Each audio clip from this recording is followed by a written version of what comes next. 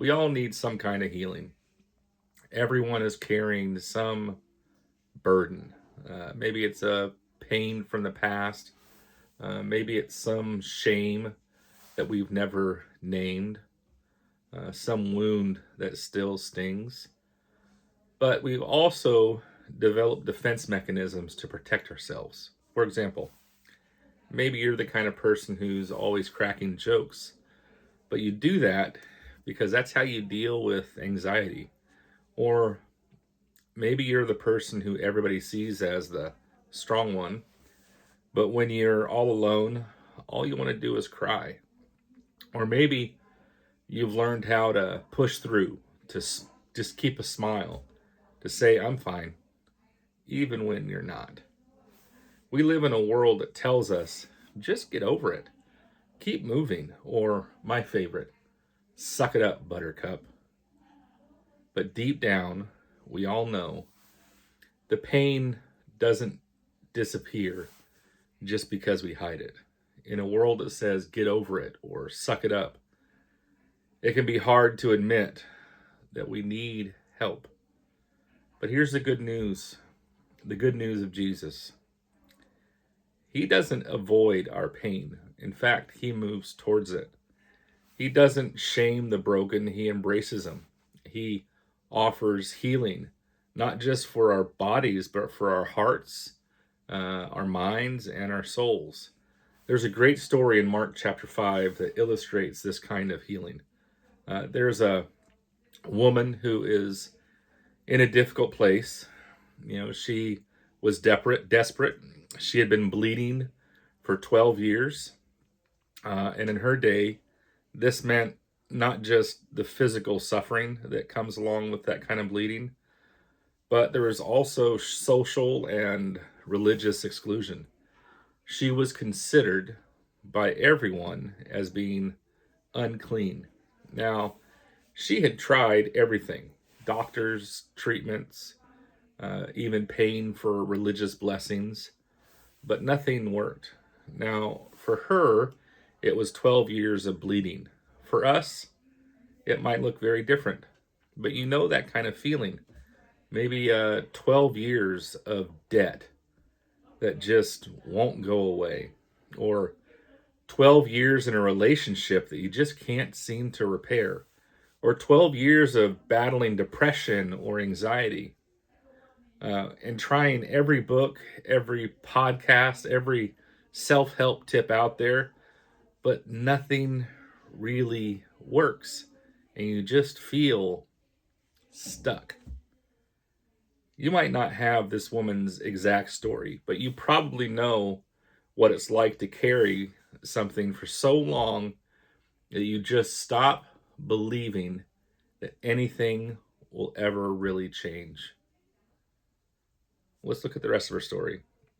She hears about this Jesus. She hears about his healing. She hears about his messages. She hears all these wonderful things. And then she hears that he's going to be coming through town. And she thinks to herself, if I can just touch his robe even. He doesn't even have to see or talk to me. If I can just touch his robe, then I just know that I will be healed. That's how much faith this woman has. So she did. And immediately her bleeding stopped. That's what we're told. Mark 5, verse 30. And immediately her bleeding stopped. And at once Jesus realized that power had gone out from him. He turned around and said, who touched my clothes? Now, at this point, the disciples are confused because it wasn't like Jesus was just walking through the streets alone.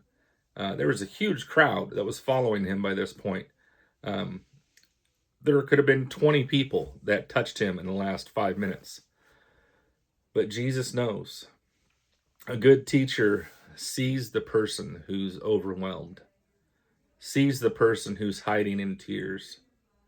He notices the one who isn't just brushing past, but reaching out in desperation. Someone didn't just bump into him. someone reached out with faith. So this woman comes forward and she is trembling.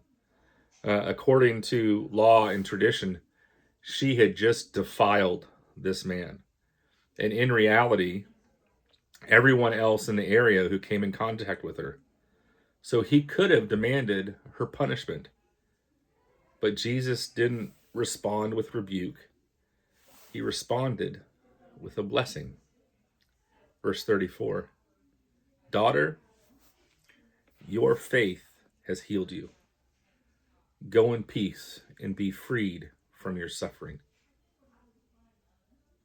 Jesus could have just let her slip away in the crowd, healed but unnoticed. He could have allowed her to just be another miracle in a long list of wonders. But he doesn't. He stops, he looks, and then he calls her daughter. It had probably been that full 12 years since anyone had spoken to her so tenderly. But for Jesus, you see, for Jesus, healing isn't just about fixing the problem. It's about the total restoration of a person. And that leads us to the truth that we need to see today. What Jesus is offering us is personal. Jesus isn't just interested in what's wrong with you. He wants to meet you in your hurt, but he also wants to make you whole. But this isn't some new idea that Jesus came up with on the spot. This has been God's heart from the beginning. Centuries before Jesus walked the earth, there was a prophet whose name was Isaiah.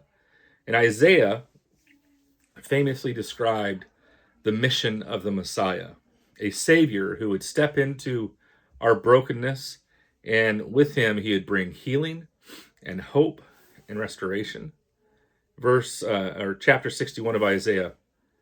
The Spirit of the Sovereign Lord is upon me, to bind up the brokenhearted, to proclaim freedom for captives, to comfort all who mourn, to bestow upon them a crown of beauty from ashes.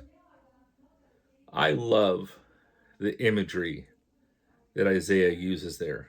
Beauty from ashes. To have ashes, that means something has burned down. Dreams, relationships, hope. And some of us are sitting in those ashes right now. But God says that he can bring beauty out of the very place you thought he was dead. Not by erasing the ashes, but by growing something new right there in the middle of them. Now, a couple hundred years later, after this was written by Isaiah, Jesus got up in the synagogue and read those exact words. And then afterwards, he said, today, this scripture is fulfilled in your hearing. That's the mission of Jesus. Not to avoid your brokenness, but to transform it. Not to demand that you have it all together, but to say, come to me with your pain, with your hurt, with your brokenness, and I will give you peace. Jesus meets us right where it hurts and walks with us towards healing. And the truth is, that pain, it doesn't disappear overnight. It's like when you sprain your ankle. You can't run a marathon the next day. It takes time. It takes rehab.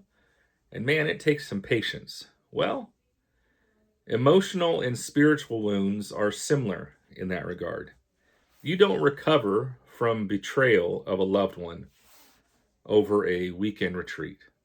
You don't bounce back from grief with one good pep talk from a friend. Jesus doesn't rush us. He walks with us step by step. Wounds take time to mend. Hearts take time to trust again. And Jesus simply doesn't rush us. He walks with us step by step because healing is a journey, not a quick fix. It often requires three things. It requires honesty. It requires us to name what's real, even if it's messy. We have to be honest with ourselves and honest with God. Number two, it takes presence.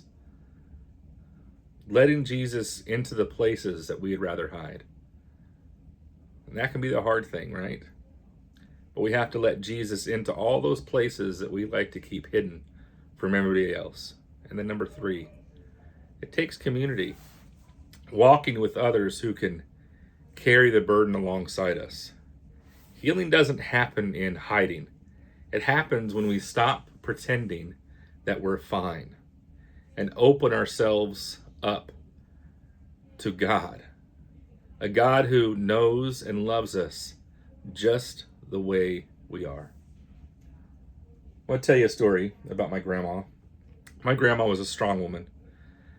She grew up in a time where you really didn't talk about your pain. You just pushed through it. And for most of my life, that's exactly what she did. When she was hurting, she just buried it. When life got heavy, she just kept going. She was the definition of suck it up, buttercup. But over the years, that unspoken pain took its toll. And it came out in very quiet ways at first. But there was a worry that never really left her. Long nights where she couldn't sleep. There was a deep sadness that she could never really talk about. And after my grandpa died and she had a major stroke, after years of things just not getting better, she kind of hit this wall in her life. She once told me, I kept telling myself, just keep pushing through it, keep moving, it'll get better. But it doesn't. This is what she's telling her 12 or 13-year-old grandson. Maybe I was a little bit older, but it doesn't. It just follows me wherever I go. That's the place that she was sitting in. Now, I wish I could say that her story had a nice, neat ending, that she had some come to Jesus moment. But there was no sudden breakthrough, no dramatic healing. She chose to sit in her pain, and she stayed angry. But even though that's where she was at, her family, we stayed. We didn't run away. We kept showing up. We walked through her mess, not just her emotional mess, but also the physical mess that she left behind. Even when she was really difficult to be around, her family stayed. And that's a challenge for us as a church, to stay. Healing doesn't always happen on our timeline, but presence always matters. And here's the hard part. When healing feels slow, when that healing that we want more than anything else in the world seems like it's never going to come, comparison creeps in. You know, in the social media world where we're all looking at everybody's highlight reel, right? We see everybody's having the greatest day of their lives, or the best vacation of their lives, or whatever they're going through was just recently healed. And we look at that stuff and we're like, well, they've moved on. Why am I still stuck? They seem to be fine. Why can't I be fine? But here's the thing. Comparison never brings healing. It only adds shame. What we really need is compassion. Compassion is at the core of who we are as Kindred. We choose compassion over comparison. Because here's the truth for you. Comparison makes us spectators of somebody else's pain. But compassion makes us companions through it. And when we look at Jesus, that's exactly what we see. He never measured people against each other.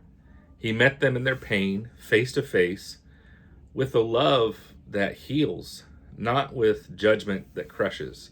At Kindred, we believe in compassion over comparison. Comparison sounds like this: man, they should be further along by now. Or, why are they still stuck? Or, at least I'm not as bad as they are.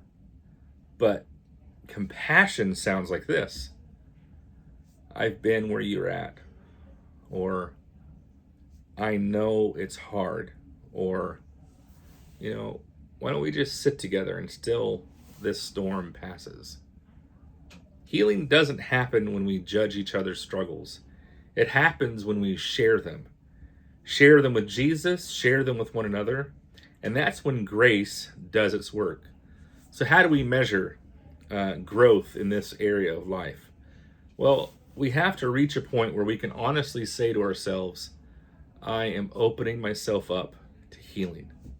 I let Christ meet me in my pain and shape me through reflection and community and renewal. But practically speaking, okay, I know those are fancy words, but practically speaking, what does it mean? It might mean seeing a counselor, professional or pastoral, to begin dealing with whatever's going on in your life. It might mean confessing something that you've been hiding, or asking for a very specific prayer of healing, or reflecting honestly before God, naming your grief, naming your fear, naming your shame, and then trusting that Jesus isn't just willing to heal you, he wants to heal you. And not someday, not only when you've cleaned yourself up, but right here and right now. Jesus' heart is full of compassion, not comparison. He sees your wounds, he sees your doubts, he sees your mess, and says, come to me. So the question for us is, will we let Jesus meet us there? So what has kept you, as we're wrapping up, what has kept you from opening up to others or God about your pain? Maybe for you, that hidden wound is anxiety or shame over something you did, or this sense of loneliness that you just can't shake. And you've learned to keep it hidden because the world says, don't bother people with that. Just deal with it on your own. But Jesus isn't pushing you away. In fact, today he's inviting you closer. Today, Jesus is looking at you and saying, child, your faith has healed you. Go in peace. I hope you have a wonderful week, and we'll see you again real soon.